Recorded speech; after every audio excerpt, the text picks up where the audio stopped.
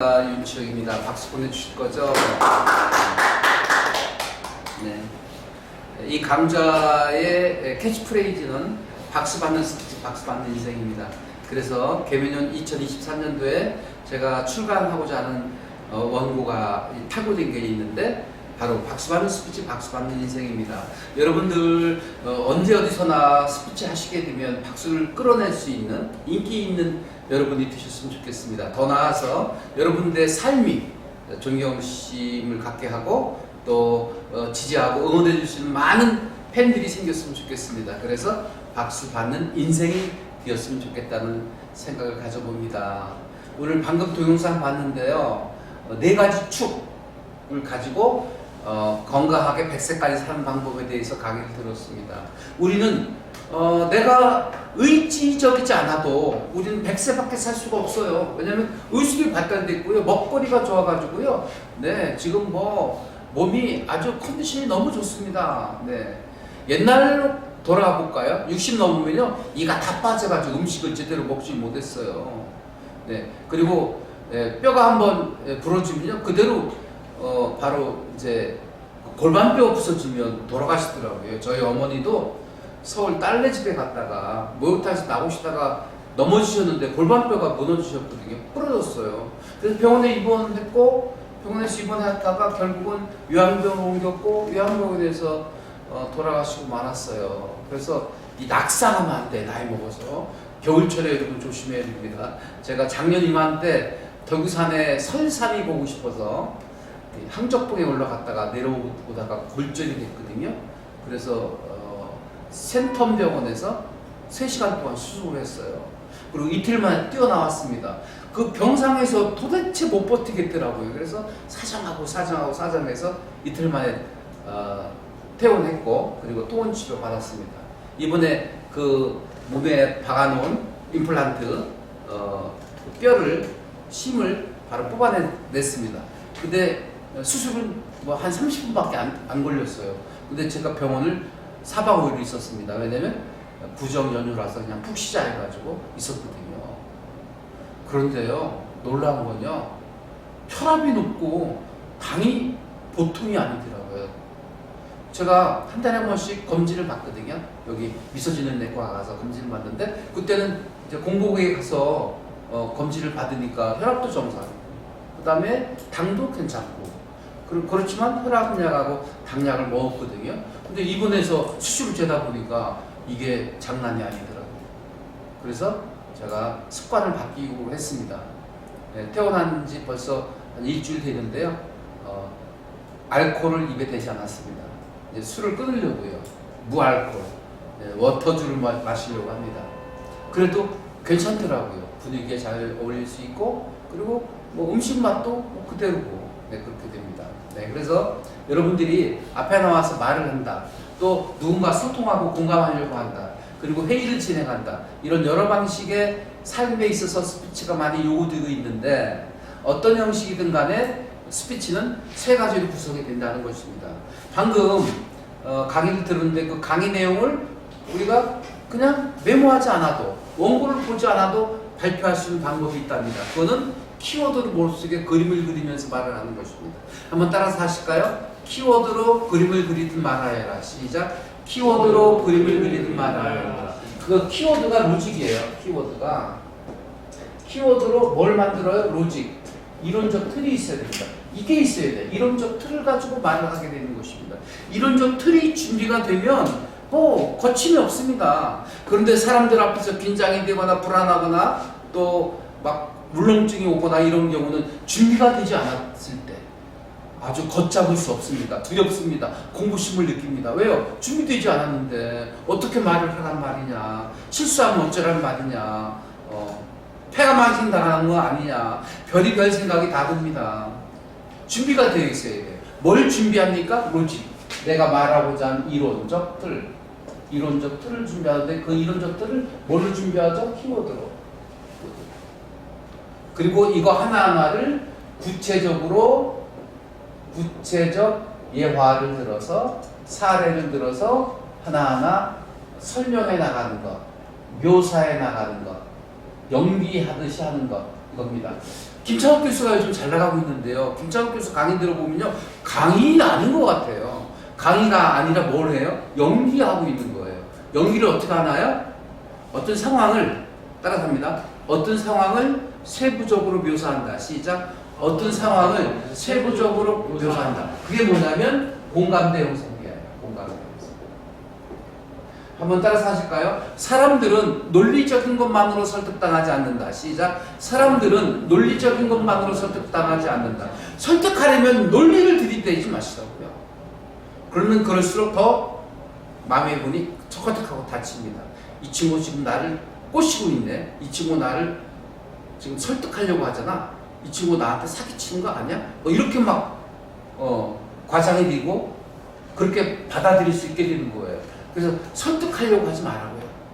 따라합니다. 설득하려 하지 말고 공감대를 만들어라. 시작. 설득하려 하지 말고 공감대를 만들어라. 이 공감대가 뭘 만들어주는 건가요? 슬라이스 오브 라이프. 따라합니다. 슬라이스 오브 라이프. 시작. 생활의 단편. 슬라이스, 단편, 조각. 생활의 단편. 누구나 겪을 수 있는 어떤 상황을 얘기해 주는 거예요. 그러면 설득하지 않으려 해도 공감하게 돼. 공감하면서 이해하게 되고 같이 뭔가를 부모할 수 있다고요. 공통 부모가 만들어지는 것이라고요. 지금 제가 굉장히 중요한 말씀 드렸습니다. 설득하려 하지 말고 공감대를 만들어라. 사람들은 논리적인 것만으로 설득당하지 않는다. 논리적으로 설득하려고 하면 마음의 문이 닫힌다. 경계하게 됩니다. 피하게 됩니다. 그래서 일단 말을 하려면 키워드로 로직을 만드는 거, 이거 중요하다는 말씀드렸습니다. 그래서 아까도 말씀드렸지만 제가 이번에 이 만년필을 대량 주문하려고 합니다. 왜냐하면 제발 좀 메모 좀 하세요. 메모가 영감을 잡아내는 최고의 도구입니다. 네. 이제 더 이상 책을 읽고 더 공부하려고 하지 마세요. 지금 가지고 계신 것만으로 충분합니다. 오늘 갑자기 영감이 들면 그걸 적으세요. 그런데 싼 펜으로 적지 마시고 좀 고급 볼펜으로 적으세요. 그래야 비싸게 영감을 얻어낼 수 있게 되는 것입니다. 비싼 영감을, 값진 영감을, 가치 있는 영감을 얻으려면 펜이 좋아야 됩니다. 그래서 제가 고급 펜을 주문 제작하려고 지금 여러 군데 가격을 알아보고 있습니다. 여러분들도 제작이 되면 하나씩 나눠드릴 것입니다. 볼펜으로 영감을 잡아라. 아셨죠? 영감을 잡아내면 이야기거리가 많아집니다. 저는 이야기거리가 없어요 하는 분들이 너무 많아요. 여기 등록해놓고 못 나오시는 분들이 있어요. 왜일까요? 앞에 나와서 7분 스피치 해야 되는데 말할 거리가 부담이 된대요. 스트레스 받는데요. 아까 얘기했죠. 불편한 편리함. 불편하지만 편하네요. 추운데 있어 봐야 이곳에 따뜻함을 느낄 수 있는 거예요. 아픔을 느껴봐야 행복을 느낄 수 있는 거예요. 그죠? 마냥 행복하면요, 그 사람은 행복을 몰라요. 그죠? 마냥 편안하면 매너리즘에 빠져요. 불편함을 느껴봐야 편안함의 가치를 인정할 수 있는 거예요. 제가 다리가 부러져가지고 휠체어 타고 다니고 목발 짚고 다니고 작년에 그랬거든요. 그래서 이번에 부정연구 때 이걸 수술한 거예요. 왜냐면 그 기간에 회복하려고. 그랬더니요, 그냥 나올 때 걸어서 나왔어요. 왜냐면 핀 제거라서 생각보다 쉽더라고요. 여러분, 휠체어 타보세요. 얼마나 불편한데요. 그러니까 여러분, 지금 건강한 게 얼마나 행복이고 얼마나 감사한 일인지 몰라요. 두 발로 걸어서 여기 오셨잖아요. 그게 기적이라는 사실 여러분 모르시잖아요. 하늘을 나는 게 기적이 아니고 바다 위를 걷는 게 기적이 아닙니다. 땅 위를 걷는 게 기적입니다. 동의하십니까? 동의하시면 이럴 때 박수 보내주셔야죠. 말할 거리가 준비가 되면 두려울 게 없어지는 것입니다. 말할 거리를 준비합시다. 네? 두 번째요. 이거를 제가 이제 여기 송희 누님은 개인 코칭을 받았고, 우리 차은미 님도 개인 코칭을 받았어요. 우리 오늘 처음 오신 우리 서스님도 제가 개인 코칭을 제가 추천해 드렸어요. 개인 코칭을 받으면 이거에 대한 말할 거리를 개발하는 거에 대한 강의를 1시간 해드릴 거고요. 두 번째는요. 저기 뭐죠? 구체적보다 뭐죠? 뭐요? 구체적 예화. 구체적 예화, 사례를 들어라. 키워드로 로직을 정리한 후에 구체적으로 하나하나 조목조목 설명해 나가라. 묘사해 나가라. 더 나가서 설명하려고 하지 말고 설득하려 하지 말고 어떤 슬라이스 오브 라이프, 생활의 조각을 가지고 공감대를 만들어라. 그게 최고의 소통하고 공감하는 화법이다. 그런 것이었고요. 두 번째는 아까 방금 연설하셨던 분이 조만간에 뭐 협회장으로 출마를 하신대요. 근데 이분이 안 되는 게 있어요. 말을 빨리 해요. 그냥 날아가듯이 해요. 옛날에 정보미 일밤이라고 했습니다. 정보미는 찰기가 없어가지고 뿔뿔뿔 날아다녀요. 기분이 맛이 없어요. 근데 일밤미는 찰져요. 쫄깃쫄깃해요. 맛있어요. 예, 여러분들은 어느 유형에 속하십니까? 말을 날아가게 하십니까? 찰기 없게 하십니까? 아니면 찰기 있게 쫀득쫀득하게 말씀하십니까? 사람들이 언어적인 습관이 있습니다. 인간은 경제적 동물입니다. 최소의 비용으로 최대의 효과를 얻으려고 합니다. 그러다 보니까 말을 어떻게 해요? 그냥 스물스물 그냥 쉽게 말을 하려고 그래요. 에너지 소비를 덜 들이고 말을 하려고 그래요. 워싱턴 대통령은 우리 땅을 줬다는 편지를 보내 뭉뚱그려 말을 하려고 그래요. 그러니까 발음이 부정확해지고 전달력이 떨어지고 표현력이 떨어지는 거예요. 전달력을 높이고 표현력을 높이고 또 이해력을 높이려고 하면 한자 한자를 눌러서 발음하라. 이 훈련이 필요해요. 사람들은 뭉뚱그려 말을 하거든요. 에너지를 소비를 덜 하려고 하거든요. 워싱턴의 대통령은 우리의 땅을 사고 싶다는 편지를 보내왔습니다. 하지만 어떻게 하늘이나 땅을 사고 팔 수 있단 말입니까? 이거는 지금 한자 한자를 눌러서 표현해 본 거거든요. 훨씬 더 파워풀한 강력한 에너지를 가지고 척척 전달할 수 있게 되니까 스피치 효과가 높아지는 것입니다. 그래서 어떻게 전달할 것인가? 네, 이거는 이제 what이었고요. 이건 how입니다. How to say, 어떻게 전달할 것인가? 포즈, 끊어라. 그 다음에 템포, 리듬을 주어라. 것이고요. 그 다음에 여기다 이펙터를 넣어라. 이펙터가 뭐냐면 엔터테인먼트. 오락적 예술을 넣어라. 자, 포즈하고 템포를 넣으면 흥이 유발됩니다. 흥. 여러분 KTX 타고 여행하실 때 보면 어떻게 여행하시나요? 네, 푹 편안하게 안락하게 잠을 주무시면서 대전역에서 부산역까지, 대전역에서 서울역까지 갑니다. KTX 타면 90%가 졸아요. 잠을 잡니다. 잘 편안하게 갑니다. 근데 여러분 청룡열차 타고 조는 분 보셨습니까? 자지러집니다. 청룡열차하고 KTX의 차이점은 무엇입니까? 변화무쌍합니다. 청룡열차는요. 그러니까 뭐 긴장하게 되고요, 소리를 지르고요, 즐거움을 느끼는 거예요. 즐거움은 어디서 오나요? 변화 속에서 옵니다. 네, 매너리즘에 빠지면요 무료해져요. 삶이 왜 사나?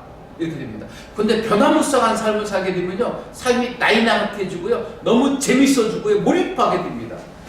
스피치도 마찬가지입니다. 포즈와 템포로 몰입하게 할 수 있는 거, 변화를 줘야 됩니다. 포즈는 PAUSE, 이건 끊어서 말, 쉼이고요. 템포는 리듬입니다. 네, 이 두 가지 기술을 제가 알려드릴 거예요. 포즈와 템포를 통해서 흥을 유발하게 됩니다. 왜요? 변화가 되니까 막 재밌어지는 거예요. 청룡열차 돈 내고 타잖아요. 비싼 돈 내고. 놀이 하잖아, 놀이. 엔터테인먼트, 오락을 즐기잖아요. 네, 그래서 포즈와 템포로 흥을 유발하게 됩니다. How to say, 어떻게 전달해요? 포즈와 템포로 흥을 유발하라. 그 다음에 엔터테인먼트적인 요소를 넣어줘라. 엔터테인먼트적인 요소가 뭔가요? 즐거움. 내용 자체가 즐거워야 돼요. 내용 자체가 즐거우려면 아까도 얘기했죠? 설명하려 하지 말고 묘사하라. 따라합니다. 설명하려 하지 말고 연기하듯 묘사하라. 시작. 설명하려 하지 말고 연기하듯 묘사하라. 자, 따라합니다. 강의하듯 설명하려 하지 말고 연기하듯 묘사하라. 시작. 강의하듯 설명하게 하지 말고 연기하는 묘사. 이거를 제가 한번 개인 코칭을 해드렸으면 좋겠어요. 네, 이거 받으면 훨씬 더 효과적으로, 훨씬 더 재미있게, 훨씬 더 청중을 몰입하게 할 수 있는 스피치를 할 수 있다는 것입니다. 요거 두 번째. 안 썼어요? 그래? 이거 찍은 거 동영상으로 올릴 건데. 템포, TMPO, 리듬, 이펙터, 그 다음에 엔터, 테이먼트. 이가 뭐야? 엔터테인먼트, 오락적 요소. 오락적 요소가 들어가야 돼. 그러니까 우리가 어떤 기념을 축제할 때 보면 불꽃놀이 하잖아요. 빵빵 쏘아 올립니다. 그죠? 그 하나에 몇백만 원짜리를 쏘아 올리잖아요. 그죠? 근데 불꽃놀이를 보면서 어린아이들은 막 환송을 칩니다. 와, 멋있다, 재밌다. 그러거든요. 근데 어른들은 그거 보면서 무슨 생각을 할까요? 저거 얼마짜리일까? 그 생각합니다. 그냥 어린아이처럼 순수하게 빠져드는 그런 애티튜드, 태도가 중요하지 않을까 생각을 합니다. 네, 그래서 이거 더블유는 뭐냐면 what to say예요. 무엇을 말하지? 말할 거리를 지금 제가 얘기해 드렸고요. 두 번째는 how to say, 어떻게 전달할 것인가, 어떻게 전달해서 흥을 유발하고 몰입하게 만들 것인가 하는 것이었습니다. 자, 세 번째는요. 지우겠습니다.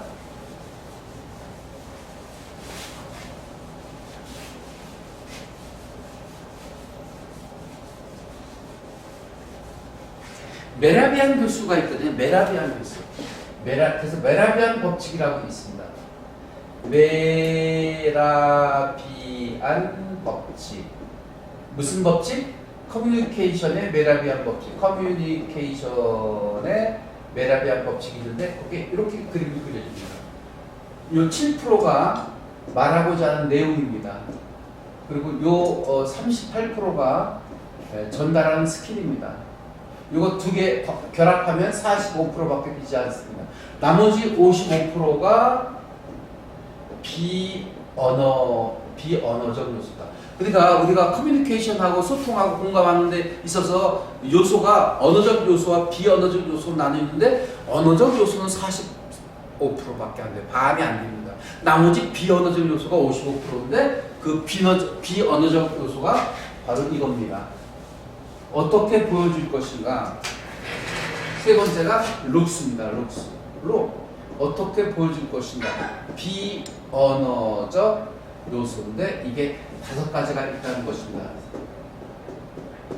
첫 번째가 face.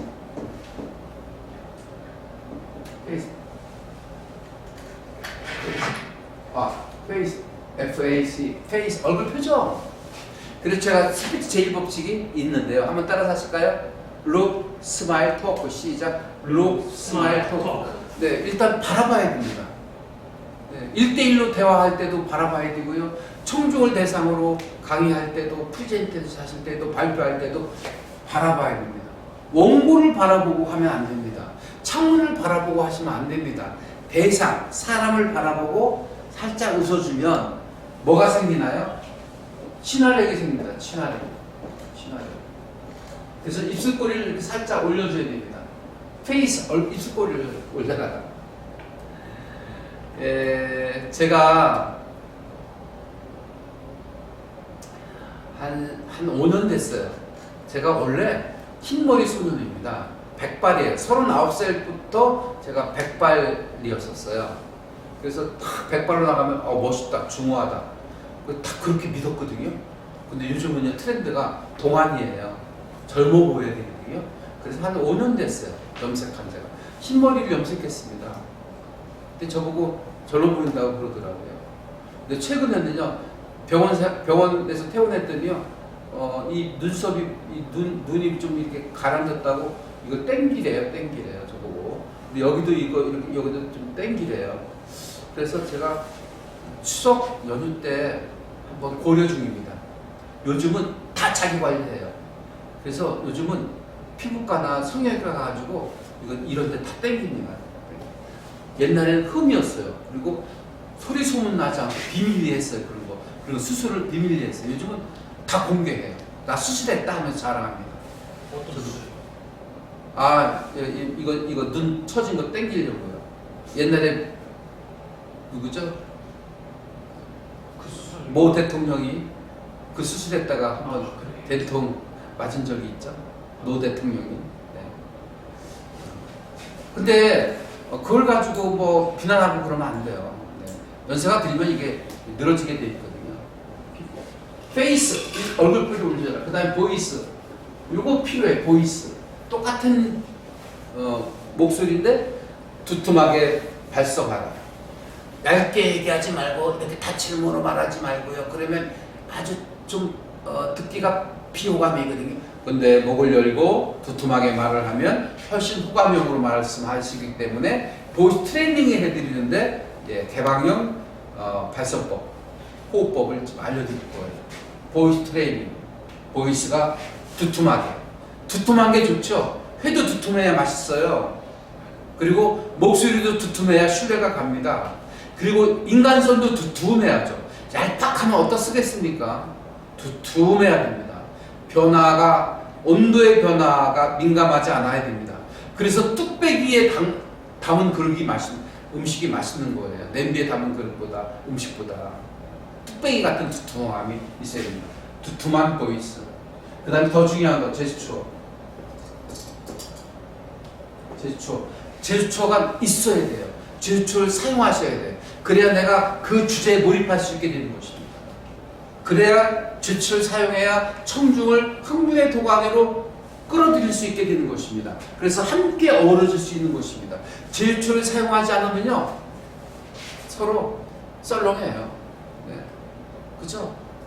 같이 열정을 불태울 수가 없어요. 네, 남의 집 불구경 같은 거예요.